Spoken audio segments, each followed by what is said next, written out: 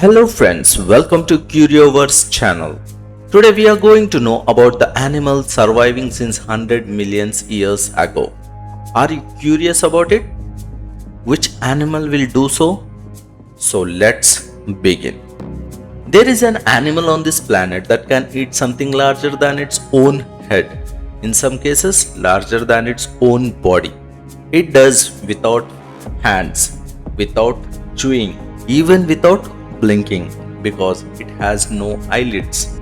And when you understand exactly how it pulls this off, you will realize that what you just called impossible is actually one of the oldest survival strategy life has ever invented. You have probably seen the videos. A python wrapped around a deer, an anaconda swallowing a caiman, a king cobra taken down another snake twice of its width. Your brain tells you this should not work, even how it is possible. Your mouth can open maybe an inch and a half wide. 2 inches of you really try to make. The idea of swallowing something bigger than your fist is not just uncomfortable to imagine, it feels physically impossible. And for you, it is nothing but impossible. If you want to try, you can just try once. Move ahead. But here is the thing. You are not just built like a snake. And the reason a snake can do what it does is not just one trick. It is complete redesign of almost every system in its body. A redesign that took hundreds of millions of years to perfect. So let us start at the beginning. Now with the snake and the jaw it has. So you have a fixed jaw, like you have means human. Human has a fixed jaw. The bones of your skull are fused together at the top and the bottom, connected to the hinge. Your lower jaw drops, your mouth opens, and that is your range. Maybe 5 centimeters on a good day. But a snake's jaw is something else entirely. Herpetologist Bruce Jane, who has spent decades studying how snakes move and feed, describes the snake skull as a collection of loosely connected bones rather than a rigid structure. There is no fixed joint. The lower jaw is not a single fused bone at all. It is 2 separate halves, connected at the front only by an elastic ligament. Each half can move independently, left and right, up and down, spreading outwards, pulling forward, working in sequence like 2 mechanical arms dragging foot inwards. That word ligament matters more than you might think because it is elastic, it stretches. It gives the snake's jaw an open capacity that has no equivalent in your anatomy. When a Burmese python takes down a white-tailed deer, the jaw does not just open wide, it dislocated in every useful direction simultaneously. The bones spread apart like fingers open a fist, not broken, not injured, but the design by its own, and it's get stronger because the jaw itself is just the entrance. Look down your throat right now. Imagine the tube that food travels through in your body. The tube, your esophagus, is a semi-collapsed muscular channel roughly 2 centimeters wide at rest. It stretches when you swallow, but it stretches within limits set by the bones and muscles surrounded it. Your ribcage begins just below your collarbone. Your spine is directly behind your esophagus. There is simply no room to expand beyond a certain point. But a snake has no sternum, no breastbone connecting the 2 sides of its ribcage. Every single bone is free floating, attached to the spine and one end to nothing on the other. This means the entire body wall of the snake is elastic in a way that yours will never be. When a prey enters through esophagus, the ribs spread outwards to accommodate it. The skin stretches. The body expands around the meal like a tube that it was built for exactly this purpose. Because it was. Now you might be wonder how the snake breathes during all of this.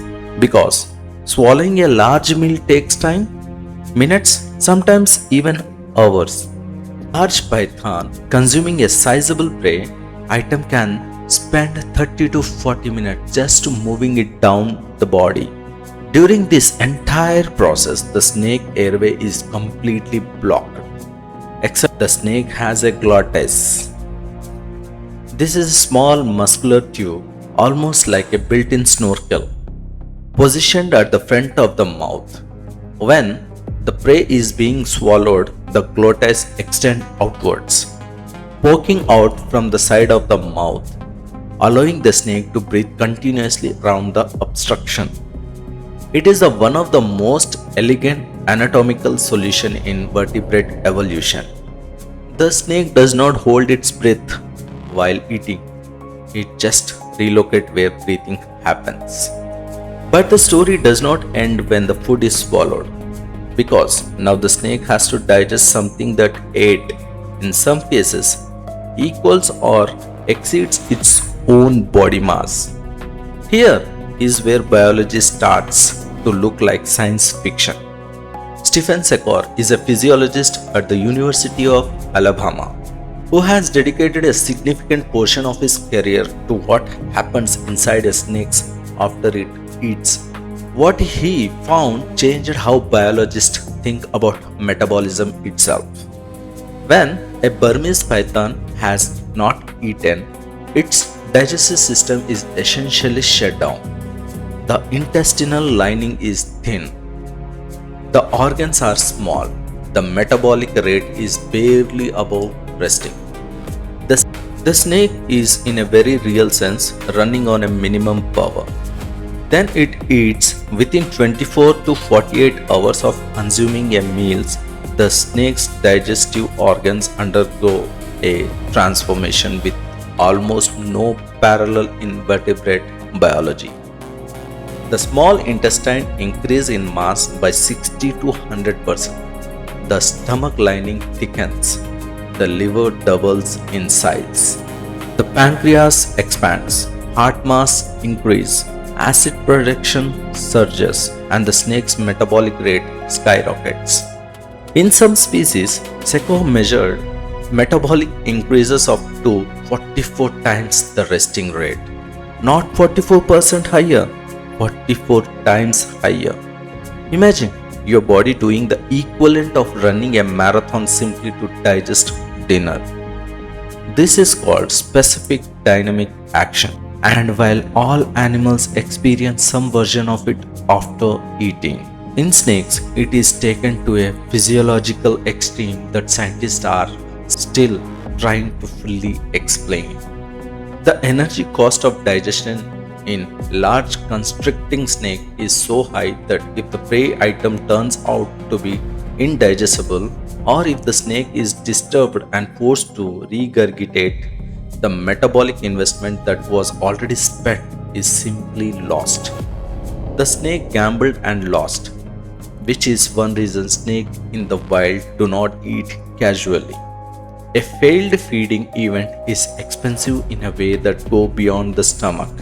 Now consider the prey itself, because the snake does not chew at all. There are no molars, no grinding surface, no mechanical breakdown happening in the mouth. The snake swallows its prey whole, often alive, and relies entirely on chemistry and time to break down. The stomach acid of a large constricting snake is powerful enough to dissolve bones, teeth, halves, and horns in some cases. Everything soft is digested first, then the harder material will digest.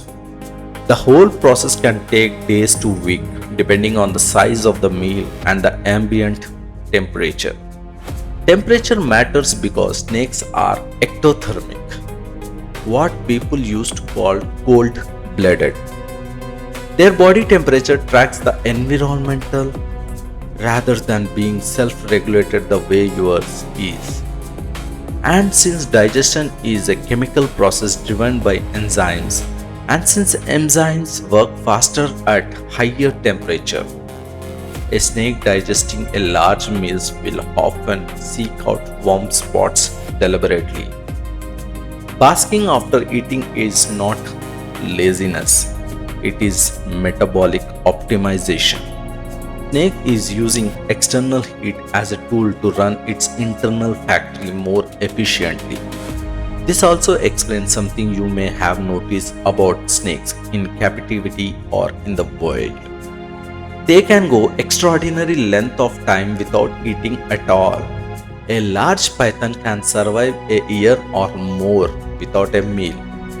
This is the only possible because when there is no food, the body essentially powers itself down to the lowest viable settings. Organ shrinks back, metabolism drops, energy expenditure fall to its minimum. The snake is not starving in the way the mammals would starve, deteriorating muscle mass and cascading organ failure. It is simply running a different program. Waiting, the feast or a famine strategy is one of the most ancient metabolic design on earth.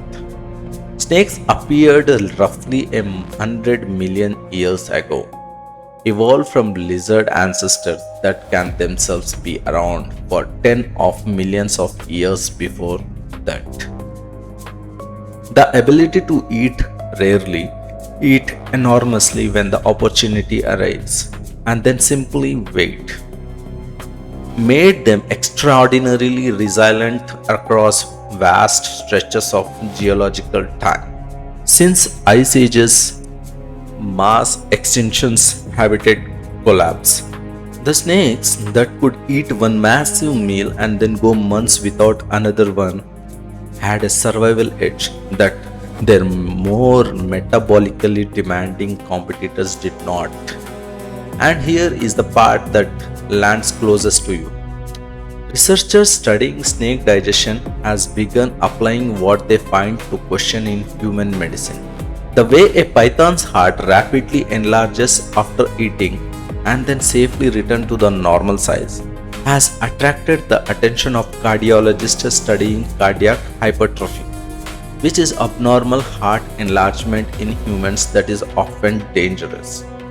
Understanding how a snake does this safely and then reverses it completely could offer insights into why human hearts sometimes fail to do the same.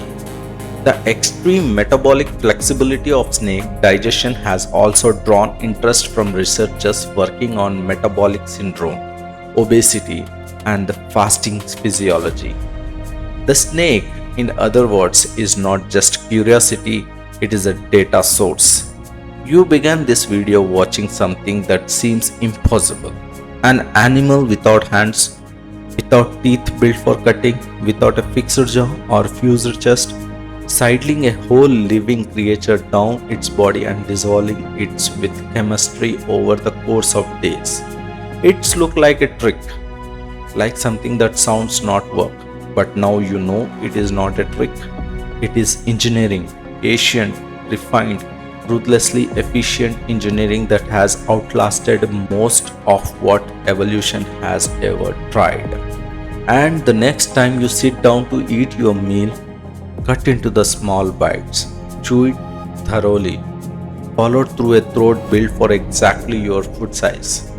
Know that somewhere on this planet, an animal with no hands and no eyelids just finished swallowing something big size of its own body, and it will not need to eat again until next month, maybe next year. Tonight, when you sit down to eat, cut your food into pieces without thinking about it, because for the last 100 million years, something else figured out a completely different answer to the same problem, and it works just as well. So, if you like the video, please subscribe our channel and like and do comment. Thank you.